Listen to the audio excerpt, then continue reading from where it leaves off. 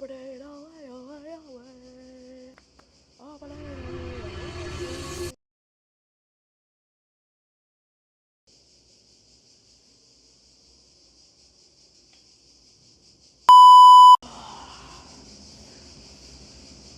Wait, we're missing something. He's bloody missed it! That'll do. Yes, today is the day. It is SPFL Predictions time. I know I've seen you guys in the comments been raring to go for this video, and the day has come. Today I'm doing my SPFL predictions in a very sunny Athens, Greece. Gonna be an interesting one. A few bad calls. I am a 14-year-old teenager, so I am trying to be as unbiased as I can. These are all purely my opinion. Let you know your thoughts in the comments down below if I've made any bad calls, which I probably have. But without further ado, let's get on to the predictions. And for all the dandies watching this video, would you rate this bucket hat out of 10 and this shirt out of 10? Starting off with 12th, last place, relegation, and I've gone for Livy. I feel like their team is not SPFL ready. Yes, they have been promoted to the playoffs from last season. They did win the playoffs against Ross County to send them down. But yes, I feel like Livy Lions will be getting relegated this season. They have recruited very, very strongly, and they're definitely not short of any players.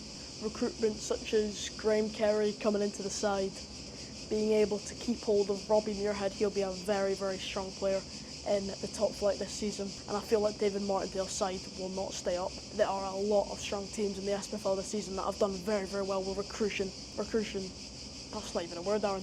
God, please, no! No! No! I feel like their recruitment will not help them stay in the SPFL top flight this season. Livy, you're going down in 11th in the relegation playoff spots, and I've gone for Dundee under Stephen Presley. First of all, who is Stephen Presley? Like Elvis Presley's son or something? Must be cousins. I've put Dundee in the relegation playoff spots in 11th because, first of all, we've got to touch on their really, really poor Premier Sports Cup group stage run. They lost to Alloa Athletic, they lost to Airdrie. To be fair to them, Simon Murray, their main striker, that I'm surprised Dundee have kept hold of, has been scoring, has been striking. And again, I feel like they've lost too many really, really strong players. You've lost Mo Silla, you've lost Josh Mulligan, who's gone to Hibs, you've lost Lyle Cameron, who's obviously, he was on a pre-contract, he's gone to Rangers. Antonio Portales is a free agent at the minute. Jordan McGee has gone to Motherwell. And I feel like those players that left the club had a pivotal role of them staying up last season. They stayed up by the skin of their teeth on the final day to St Johnstone. But this season, I feel like that final day glory will turn into final day disaster. Dundee are going in 11th place. 10th, and I've gone for a bit of a surprise one. I've gone for Kilmarnock. I do feel bad for putting Kilmarnock in 10th because they did give me fantastic media, so thank you very much to Kilmarnock for that and for the accreditation when I went to Rugby Park. But I just feel like Kilmarnock will struggle this season. They've lost Eric McInnes, their main man, the myth, the legend. He's gone to Hearts. They've brought in a new manager, Stuart Kettlewell, who has top flight experience, but not for the greatest of clubs. Yes, Killie have dominated in Premier Sports Cup group stage, but look, it's the group stage, it's the Premier Sports Cup. They're facing the likes of East Fife and Brore Rangers. They've of course got to do well against them. They've also just heard the news that Corey Ndaba has left to Lecce in Italy. That is again a massive loss for them. But I feel like Stuart Kettlewell, when he's managed these clubs, he's not been great. And I feel like with the squad they've got, with the players they've lost, and their recruitment not being the greatest, I feel like they will struggle. And Killie will finish in 10th place. Sha-la-la-la-la-la-la-la, Falkirk. It's John! Wow! Yes, Falkirk, their league return after 15 years. It's been coming. Their SPFL top flight return has been coming, and they're here. They're ready to bounce. After back-to-back promotions, they're ready to cause damage in the SPFL. Will they possibly win it and make it back-to-back-to-back? We'll have to find out. I think they will survive, even though people are maybe, there's mixed opinions. Maybe people are saying Falkirk, with the squad they've got recently coming up, they won't survive, but in my opinion, I think they'll comfortably survive Yes, John McGlynn, the manager, hasn't done much recruitment over the summer, but he has brought in Henry Cartwright from Leicester City on loan. He has also brought in Scott Bain. I don't know if he'll be the number one choice coming from Celtic, either him or Nicky Hogarth. They also signed Partick Thistle talisman Brian Graham.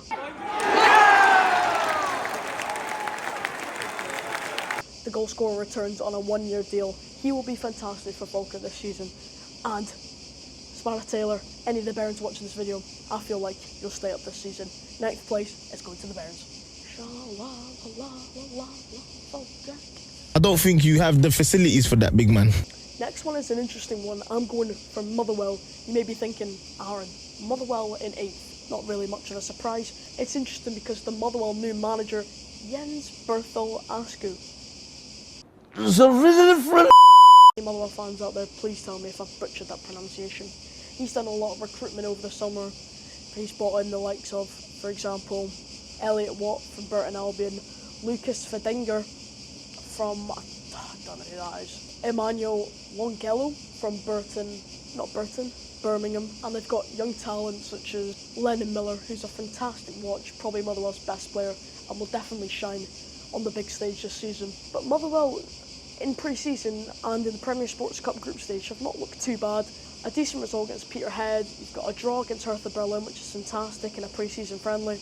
I feel like they'll have no problems this season. I just think not much improvement, and will stay in the top flight for another season. Motherwell fans, are you happy with that?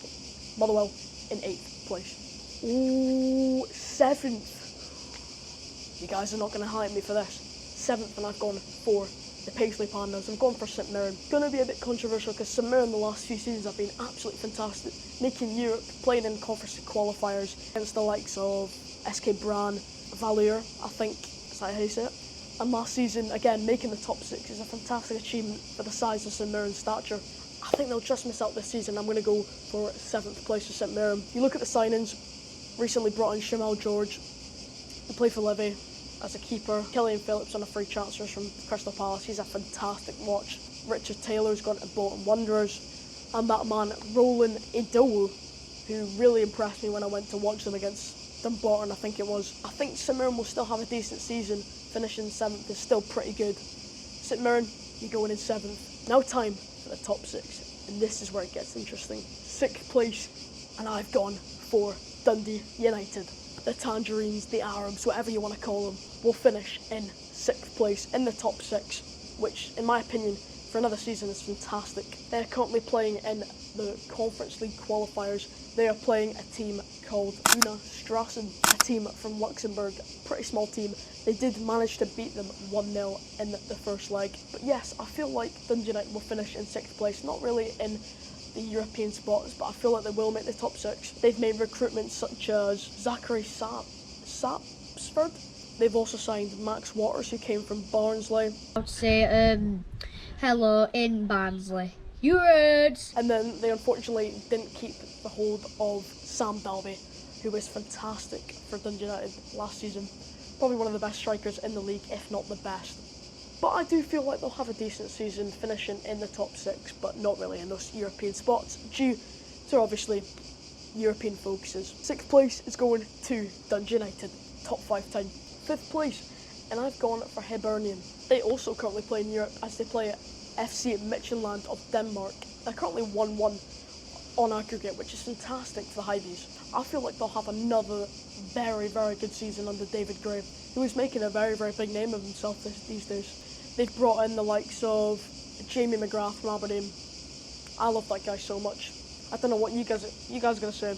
He's probably watching this video right now. Jamie, what a player you were for Aberdeen. And now he's at the Hibees. They've also signed, as I mentioned earlier, Josh Mulligan, who played for Dundee last season, very, very young prospect. They unfortunately lost Nikitas Triantis, who was on loan at Hibs last season. His loan has unfortunately come to an end for the Hibees as he has rejoined Sunderland. He was fantastic for Hibs last season, scored a beauty against Aberdeen as well at Easter Road. Oh, let's not bring it back. What are we doing defensively? What the heck? I think Hibs will have another very great season. They've done well in Europe recently. Hibs away, I like it. And I feel like they'll make another name for themselves this season. They'll be very, very dominant, and that's why I've put Hibs in 5th place. Time for the top 4. Aberdeen, ole, ole, ole. Aberdeen, ole. Aberdeen, ole. Aberdeen, ole, ole, ole.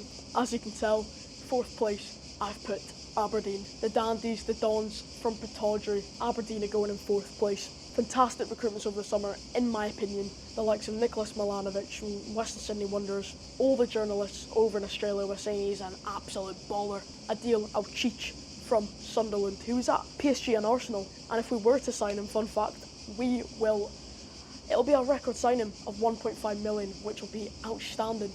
Last season wasn't the best of endings, and was a fantastic ending. Lost to the United in the final day, let them take the 4th spot, and we finished in 5th place. But yes, if you guys are not caught up with the latest news, we kind of won the Scottish Cup, so that means Aberdeen will now get automatic group stage football at Pittodrie. So that means we're going to have squad depth, that's for sure. Aberdeen, the Dons, are going in 4th place. Now time for the top 3. 3rd place, and I've gone for the Jambos. I've gone for Hearts of Midlothian. First of all, can we analyse? Right, so let's just stop and analyse what's just happened there. How good Hearts have been so far this season. 3-0 win against Sunderland in a pre-season friendly, a Premier League side, absolutely outstanding in the Premier Sports Cup group stage, finishing 1st place. And some of these signings they've made, Claudio Braga, I don't know who he is, but he needs to stop scoring goals and hitting the Sue celebration, because it's getting on my nerves. They also brought in Stuart Finlay from Oxford. They did manage to gain a lot of money, a lot of expenses, finances, as they did sell James Penrice to AK Athens. Shout out to you guys watching this video. AK Athens fans blew up my recent video, so thank you very much for that. He's gone to AK Athens for 2.3 million. But yes, I feel like Hearts will have a fantastic season. Their squad is fantastic. They've done fantastic. I've got to stop saying fantastic, Aaron. And I'm a bit afraid because Aberdeen is their first game. A nervous Aaron right here will absolutely dominate and finish in 3rd place. Now time for the top 2. You're probably already thinking, it's Celtic and Rangers, them two. Who have I got second? Rangers, with their big American plan, make Rangers great again. Like, come on, chill out with it. Yes, there is a big project for Rangers. The 49ers take over into the club. Gassama coming from Sheffield Wednesday, I think it was on loan. Amsgaard coming from Luton Town. And you've got young ones like Finlay Curtis that's shining. And their squad is very, very good, don't get me wrong. But I don't think it's not Celtic level at the moment. I can see the project. It's engaging to the fans, what they're seeing. There is good prospect, there is good intentions from the 49ers. But I feel like it's too early to call. And Rangers will finish in 2nd place. Now time for my champions. And in 1st, I've gone for, probably already know it by now, Celtic. Yes, the Hoops will finish in 1st place in my opinion. They'll become champions for another year, making it another title for their belt. They have yet strengthened the squad. Kieran Tierney rejoining the Hoops, coming from Arsenal. Nicholas Kuhn has left to Como as well. But honestly, Celtic squad just gets better and better. They've made a lot more signings this season as well. Give me a sec, I'll just search it up. One eternity later. They've signed Shin Yamada, who's joined for 1.73 million. Ross Doon come from Aberdeen, fantastic keeper. And Callum Osmond coming from Fulham. And I feel like they will finish in 1st place again. Celtic, Rangers fans, let me know in the comments what you feel about this. I feel like Celtic will win it again. What a surprise. Thank you so much for watching this video. Please make sure to like and subscribe. Very, very entertaining opening day of the season. My flight back to Manchester is tomorrow morning. Stay tuned on the channel. Thank you very much for watching my SPFL predictions. Please comment down below if I've done any mistakes, just my unbiased opinions, and let me know how your team will do this season. Thank you very much. I'll see you in the next one. Subscribe, and goodbye.